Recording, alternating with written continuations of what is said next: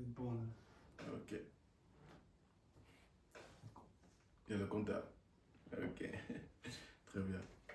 Gloire à Dieu. Donc, je vous invite à prendre l'évangile de Matthieu.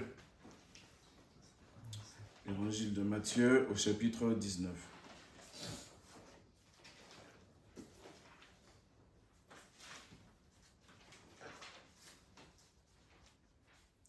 L'évangile de Matthieu au chapitre 19.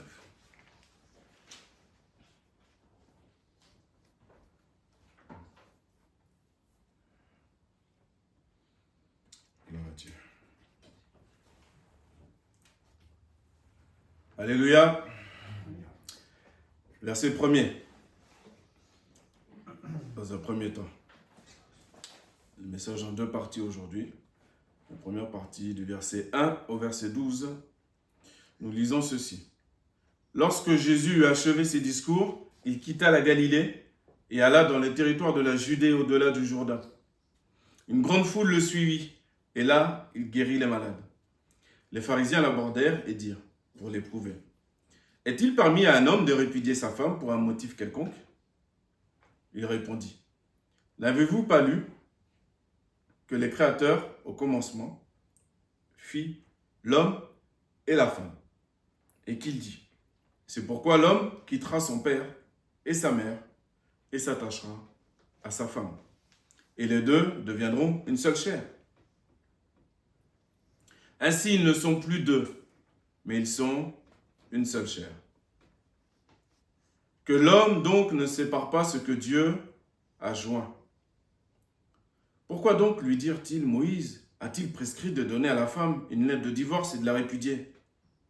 Il leur répondit, c'est à cause de la dureté de votre cœur que Moïse vous a permis de répudier vos femmes. Au commencement, il n'en était pas ainsi.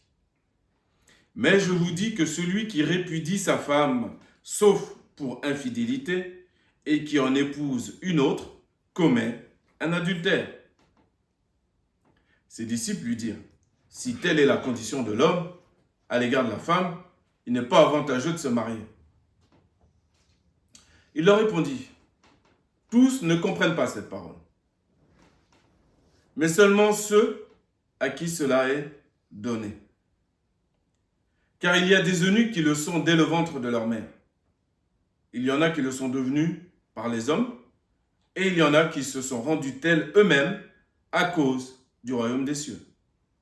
Que celui qui peut comprendre, comprenne. Amen. Première partie. Donc on voit ici une histoire où encore on vient interroger Jésus sur le thème cette fois-ci de la relation entre l'homme et la femme. Et comme d'habitude, Jésus prend le thème que les hommes lui amènent, il lui amène à un certain niveau, Jésus l'élève à un autre niveau.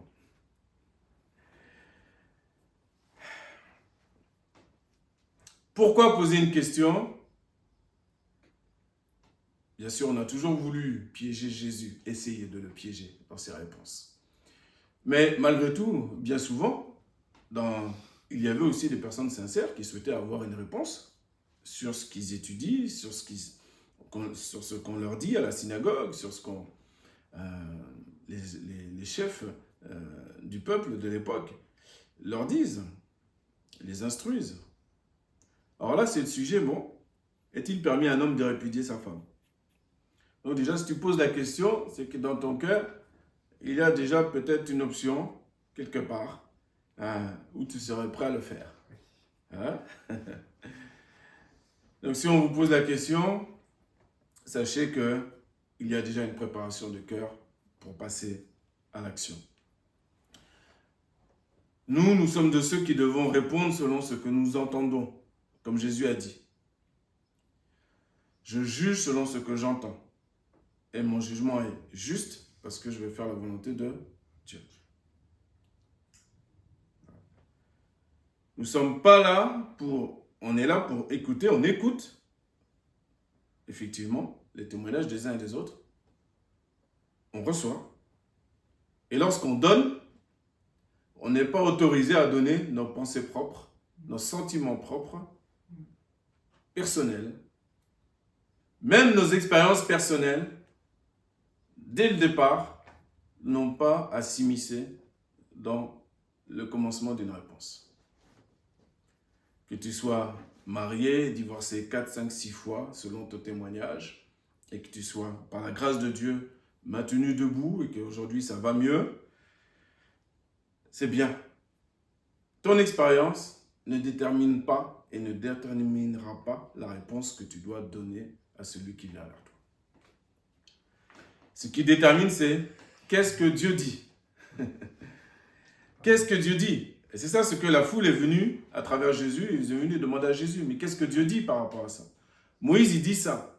Les chefs du peuple nous ont dit, et nous ont instruit au niveau de la loi de Moïse qu'on peut.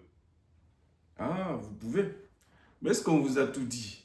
Est-ce que la réponse qu'on vous a donnée est complète? Est-ce que vous savez pourquoi on vous a donné autorisation? On vous a donné autorisation, ce n'est pas Dieu qui a donné autorisation, c'est Moïse qui a donné autorisation. On voit la réponse de Jésus. C'est à cause de la dureté de votre cœur que Moïse vous a permis. Moïse pouvait permettre parce que Moïse avait reçu l'autorité. Vous vous rappelez? Tu seras, pour le peuple, tu seras comme Dieu et Aaron, ton frère, sera comme prophète. Donc oui, Moïse avait des prérogatives législatives où il pouvait permettre ou ne pas permettre certaines choses. Mais maintenant, Jésus explique que c'est à cause de la dureté du cœur. Donc, s'il y a déjà, quelle que soit la situation de la personne, qu'elle se pose des questions ou pas, il faut qu'elle sache qu'elle soit victime ou pas dans son foyer, peu importe, que son cœur commence, s'il y a déjà cette réflexion de la répudiation, c'est que son cœur commence déjà à devenir dur, pour X, Y raison. Donc il faut être vigilant, parce que la dureté du cœur amène à une catastrophe terrible. Heureusement que la parole de Dieu est là, qui est comme un marteau qui brise le roc. Donc même les cœurs les plus durs peuvent être brisés par la parole de Dieu. Pas par le jugement qu'on fait les uns et les autres sur telle ou telle famille, tel ou tel foyer. Non, par la parole de Dieu. La parole de Dieu nous instruit à prier les uns pour les autres, à porter les fardeaux des uns et des autres. Elle ne nous instruit pas à juger les uns et les autres. Je parle du jugement qui condamne, bien sûr. Alors on va poursuivre. Jésus au verset 9 dit, mais je vous dis que celui qui répudie sa femme, sauf pour infidélité, et qui en épouse une autre, commet un adultère. Donc ça, il faut le savoir aussi, il faut que ce soit clair. Il faut que ce soit clair. Même si un homme a une femme qui lui casse la tête de janvier à décembre, 365 jours sur 365 jours, ce que lui pourrait dire, mais ce qui n'existe pas, bien entendu, nous le savons, mais parfois les témoignages sont comme si ça va dans ce sens-là, et que c'est tellement invivable, et que le petit bonhomme est tellement parfait qu'il n'en peut plus. Il n'a rien à se reprocher, lui, le petit bonhomme. Eh bien, il faut qu'il sache que selon la loi de Moïse, on est toujours selon la loi de Moïse, là, pour l'instant, dans la réponse. Attention. Selon la loi de Moïse, même s'il répudie sa femme à cause d'infidélité, il n'est pas en Christ dans l'action. Il est en Moïse. Ça, il faut qu'il sache. C'est-à-dire que il va mesurer, imaginons il est en flagrant délit, ok, il va mesurer, il va prendre le texte, il m'est permis de, hop, sujet suivant, et 3 semaines après, bien sûr, il va trouver une autre Julie, quelque part. Ça va être assez rapide parce que tout est une question déjà de préparation. Voilà. La nature a horreur du vide, il n'est pas bon à l'homme de rester seul, donc les suites logiques, voilà, il n'y a pas besoin de sortir de Saint-Cyr, ni d'avoir fait l'ENA ou toutes sortes d'autres écoles. Sauf si on est hypocrite, ça c'est autre chose. Si on est hypocrite, on va continuer à argumenter, à combattre contre la parole de Dieu. Mais quand on est sincère, qu'on connaît la condition humaine, eh bien, on sait que De toute façon, la nature a horreur du vide. Alors il va la remplacer et sans le savoir, par ignorance, il commettra un adultère. Et nous savons que ceux qui commettent adultère n'héritent point du royaume des cieux. Donc maintenant, par la grâce de Dieu, il n'y en a pas parmi nous ce matin ici, dans ce lieu. Mais ceux qui regarderont plus tard sur Internet pourront aussi être avertis désormais. Et si la personne a une situation dans sa vie qui est comme ça, qui est bancale, qu'il sache qu'il peut toujours revenir.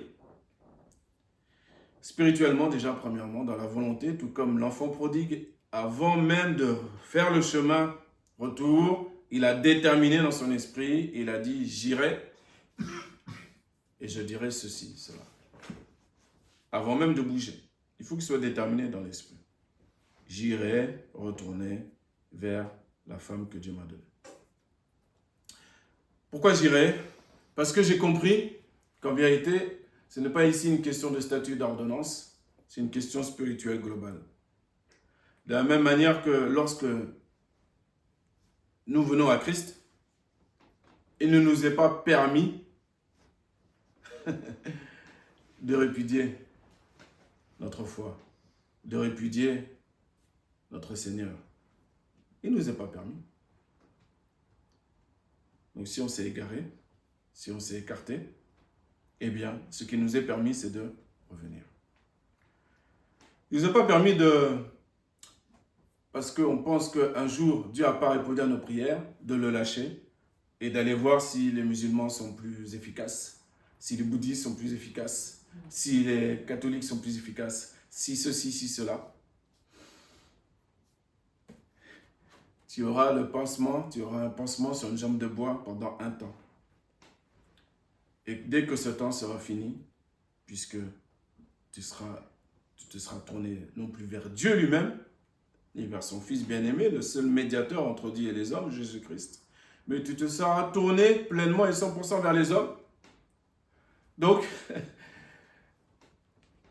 les hommes, nous, on sait faire de petites bonnes choses de temps en temps, mais ça ne dure pas. Et à un moment donné, on voit bien qu'on est limité. Tu peux essayer de faire tous les efforts que tu veux. Tu es limité. Donc, les problèmes vont arriver aussi dans le nouveau mouvement où la personne va plonger. Maintenant, il monte encore le niveau au verset 11. Il leur répondit, tous ne comprennent pas cette parole, mais seulement à qui cela est donné. Oui, parce qu'on lui fait la réflexion que si c'est ça, et c'est ses propres disciples qui lui disent, si c'est ça la condition de l'homme sur la terre, ça ne sert à rien de se marier. Ah bon? Donc ta femme te pose tant de problèmes que ça, que finalement, tu ne veux même plus te marier. Sauf que les disciples ont appris après avec le temps. Hein? Mais si tu n'as pas le don de célibat, tu te jettes toi-même tout seul dans les flammes. Si tu as le don de célibat comme l'apôtre Paul, c'est une autre affaire. Si tu as une mission qui va avec, c'est une autre affaire. Mais ça, il est donné à très très peu de gens. Puisqu'il vaut mieux se marier, nous dira l'apôtre Paul dans 1 Corinthiens chapitre 7, que de brûler. Donc il ne faut pas croire que les hommes peuvent rester comme ça tout seuls et dire non, moi c'est bon, moi ça va, j'ai choisi, je préfère, je fais ma vie tout seul. Oui, mais tu ne dis pas ce que tu fais dans le secret. Voilà. Donc, au lieu de continuer à faire des choses qui vont t'emmener dans les flammes, il vaut mieux demander à Dieu une épouse et te marier. Une épouse selon le cœur de Dieu et te marier. À cause de la continence, dira l'apôtre Paul, par l'Esprit de Dieu. Et c'est là la chute au verset 12. Jésus explique, il y a des eunuques qui sont dès le ventre de leur mère. Il y en a qui sont devenus par les hommes. Et il y en a qui se sont rendus tels eux-mêmes à cause du royaume des cieux. Que celui qui peut comprendre, comprenne. Est-ce que tout le monde sait c'est quoi un eunuque? Oui? Ok.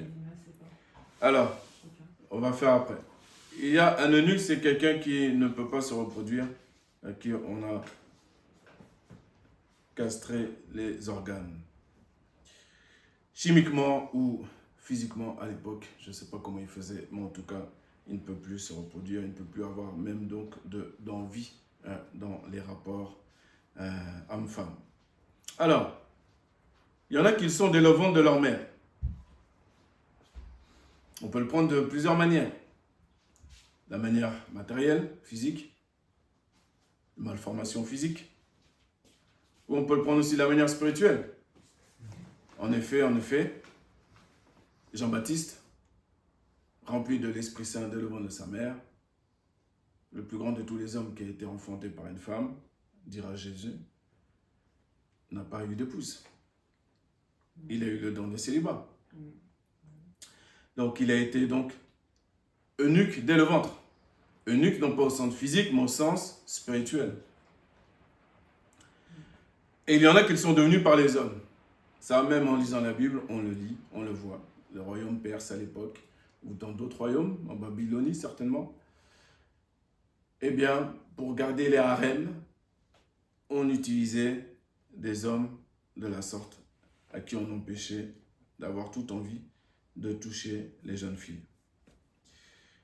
Et la troisième, qui nous intéresse, troisième catégorie, il y en a qui se sont rendus tels eux-mêmes à cause du royaume des cieux.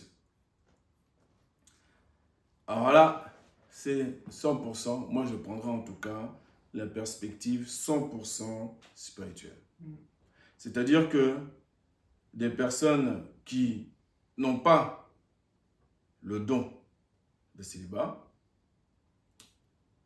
qui peuvent être mariées ou pas, peu importe, mais qui vont être vigilants chaque jour à cause du royaume des cieux, parce qu'ils savent que dans le royaume des cieux ne rentrera pas l'impudique, l'adultère, le dissolu, etc., etc.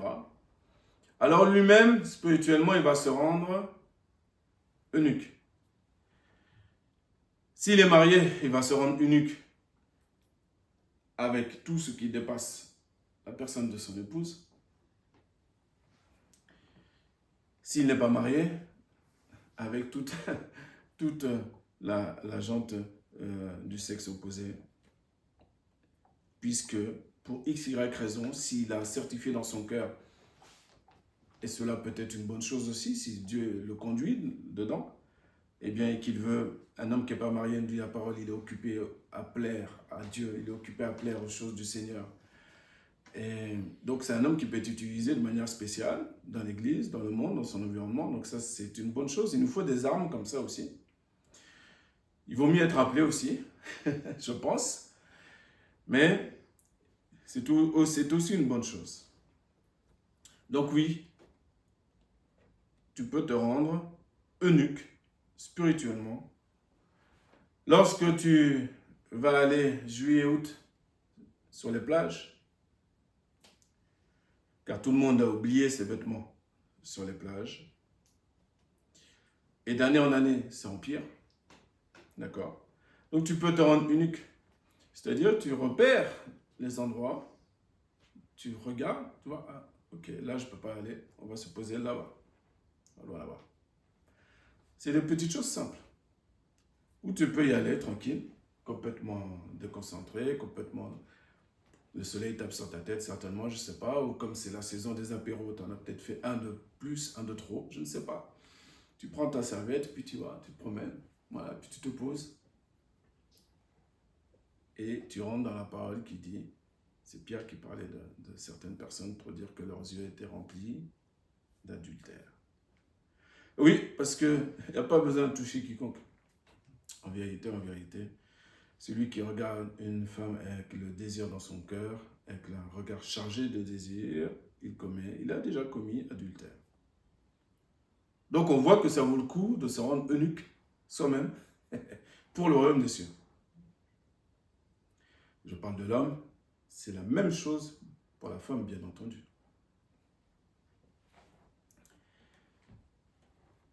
Alors là, effectivement, ça a dû secouer les adultes qui entendent Jésus parler, pour bien comprendre, est-ce qu'ils sont restés au stade très bas, de se dire, bon, bah, ça ne sert à rien que je me marie, Parce que bon, si elle me casse la tête, etc., bon, moi, j'aurais pas le droit de ceci, je suis obligé de rester avec elle, etc. Bon. Et puis, tu as d'autres qui se disent, ah, j'ai compris. J'ai compris. J'ai compris que, en fait, l'alliance de l'homme et la femme, c'est la même chose que l'alliance de Jésus et l'Église. J'aimerais bien que Jésus ne me répudie pas. Ah, oui. Ce serait bien, hein? Ce serait bien qu'il ne me tende pas une lettre de divorce. Ce serait bien. Eh bien, s'il y a une personne qui regarde ce message plus tard, qu'il puisse, et qui a cette idée, qui a eu cette idée un jour, et je ne minimise, et je ne minimiserai jamais les problèmes qu'il peut y avoir entre un homme et une femme, mais qu'il se rappelle que Jésus ne lui a pas donné de lettre de divorce.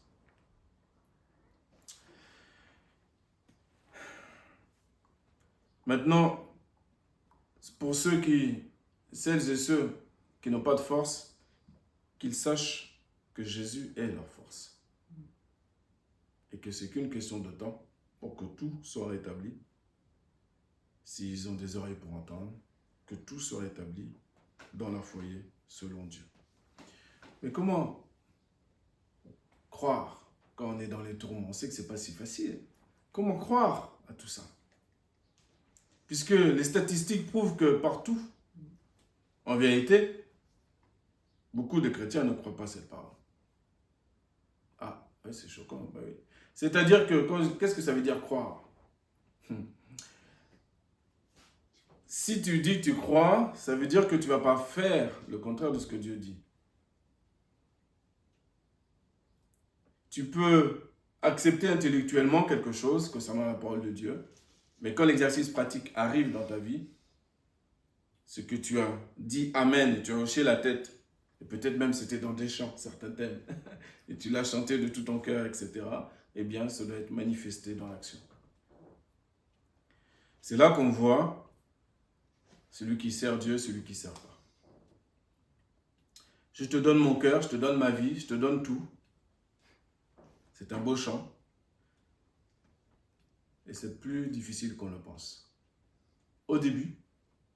Et par la suite, on découvre que, en fait, non. Les commandements du Seigneur ne sont pas pénibles du tout.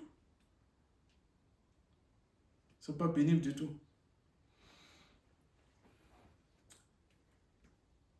Mais comment croire, malgré tout?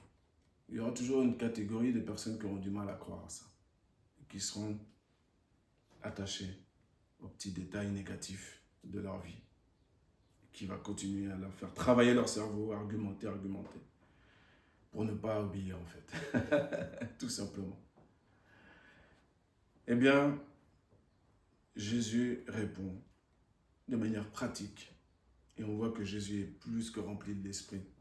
Chaque scène, chaque situation, il s'en sert pour expliquer, pour exalter la parole de Dieu qu'il prononce lui-même. Au verset 13, il dit, il est écrit. Alors on lui amena des petits-enfants, afin qu'il leur imposât les mains et pria pour eux. Mais les disciples les repoussèrent. Et oh, tu vois, c'est comme si Ali, tu viens, tu prends Nathanaël par la main, tu lui dis viens, on va venir là devant, tu vas venir devant et puis le pasteur il va prier pour toi. Et puis tu peux avoir Johanna par exemple, il dit non, qu'est-ce que tu fais? Ça, c'est pas convenable, ça fait pas partie de l'ordre établi du culte. C'est pas cette minute-là que voilà, ou c'est pas ce dimanche-là, ou ceci ou cela. Toutes sortes de choses religieuses tordues. Et Jésus, il dit, verset 14, laissez les petits-enfants et ne les empêchez pas de venir à moi. Car le royaume des cieux est pour ceux qui leur ressemblent. Il leur imposa les mains et il partit de là. Amen. Laissez venir à moi les petits-enfants. Donc les enfants qui sont ici, il y a 2 enfants là aujourd'hui. Jésus est OK pour vous recevoir. Vous pouvez venir vers lui. En général, quand on est petit enfant, on va plus rapidement vers des bonbons, des jeux vidéo, C'est normal, on est enfant. Toutes sortes de sorties, d'abstractions, etc. Sachez que il n'y a pas de besoin d'attendre 40 ans, 50 ans, 60 ans pour venir à Jésus. Il n'y a pas besoin d'attendre. Jésus a montré même. Il était tellement impatient de s'occuper des affaires de son père qu'à l'âge de 12 ans, il a commencé à opérer. Il a commencé à poser des questions, commencé à démontrer la puissance du Saint-Esprit que Dieu avait déjà déposée en lui. Donc il n'y a pas d'âge. Mais la clé, puisqu'on a posé une question tout à l'heure, voici la réponse. Comment? Comment croire que Dieu peut intervenir dans mon foyer? Comment croire que je peux, moi qui suis célibataire, qui vais me fiancer, qui vais me marier, comment c'est possible dans ce monde de fous que je me marie avec la même personne jusqu'au bout, jusqu'à la fin de mes jours? Comment c'est possible, moi qui ai un problème dans mon foyer et que j'ai envie d'appliquer, j'ai le verset en plus qui pourrait me permettre, que je me cache derrière, me permettre de répudier mon épouse ou de répudier mon mari? Eh bien, c'est parce que la parole de Dieu, quand Jésus a parlé, a répondu. Il faut la recevoir comme un petit enfant. Le royaume des cieux, quand on parle du royaume des cieux, il y a le royaume des cieux qui est très très haut élevé, et il y a le royaume des cieux qui est déjà en bas, c'est-à-dire qui est dans ton cœur par le Saint-Esprit. La paix, la joie, la bonté, la justice, l'amour. C'est le royaume des cieux. C'est le royaume des cieux. Mais ce royaume des cieux-là, il est manifesté seulement, et on le voit nous-mêmes adultes quand on est honnête un peu avec nous, il y a des jours où tu sais, où tu sens que tu es comme un enfant, tu es léger, tu es comme un enfant, tu es bien. Et il y a d'autres jours où tu discutes avec Dieu, c'est comme si tu disputes contre Dieu, tu ne t'en rends même pas compte, mais tu es compliqué, on est compliqué. Donc on ne produit rien de bon. Et quand on se laisse conduire, il dit à un enfant, viens, il vient, il traverse la route. J'avais déjà donné cet exemple, il traverse la route, il donne la main, selon l'âge qu'il n'a pas encore été instruit, il regarde rarement, il ne regarde pas à gauche, à droite, puisqu'il a la main, sa main dans la main de son père ou sa mère, et il est tranquille, il avance. Et nous, c'est ça. Avec Dieu, c'est de la même manière qu'on doit être. Je suis avec Dieu, je suis relax. Je suis tranquille. Donc s'il y a quelque chose qui ne me rend pas tranquille, il faut que je réfléchisse. Il faut que je m'assoie, que je réfléchisse et je demande à Dieu, calmement, sa réponse. Mais avant qu'il me réponde, je dois accepter sa réponse. Parce qu'il ne va pas répondre comme moi je veux, forcément. Peut-être qu'il va me donner quelque chose en plus que je dois faire, mais pour mon bien. Tout ce que Dieu veut, c'est pour notre bien. Toutes choses concourent au bien de ceux qui aiment Dieu, qui sont appelés selon son propos. Toutes choses. Donc même les choses qui nous semblent négatives. Il y a une personne, il va lui dire, va prendre ta femme dans les bras. Parce que ça fait à peu près 6 ans, 3 semaines, 3 mois, 2 jours que tu ne l'as pas fait. C'est normal. Ah ben c'est ma femme, c'est ma femme. Oui, très bien. Moi, je te demande simplement, pas de réfléchir. De se dire, mais pourquoi on me dit ça?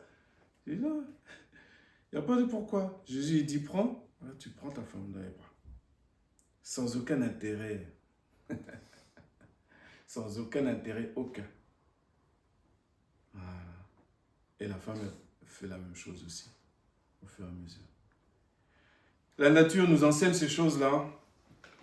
Et je ne vais pas prendre les exemples de la nature ce matin. Mais Dieu a créé des choses, il suffit d'observer et voir combien il est précieux qu'on puisse prendre soin les uns des autres. Prions le Seigneur afin qu'il donne la force à chacun de mettre en pratique la parole qu'il a reçue ce matin. d'une manière ou d'une autre. Ce qu'il dit ce matin, c'est que, pour résumer, Jésus ne t'a jamais donné de lettre de divorce. Il n'a jamais même eu dans son cœur l'idée de te répudier. Alors pourquoi, toi, tu aurais l'idée de répudier ta femme ou de répudier ton mari? Pour tenir dans ce monde, pour avoir le royaume des cieux, et tous les fruits de l'esprit, maintenant sur la terre, le moyen le plus court, c'est d'être comme un petit enfant. Le moyen le plus efficace, ce n'est pas de connaître tous les versets, c'est d'être comme un petit enfant quand Dieu te parle. Dieu parle, je crois, j'agis, je récolte les fruits. Amen. Éternel notre Dieu,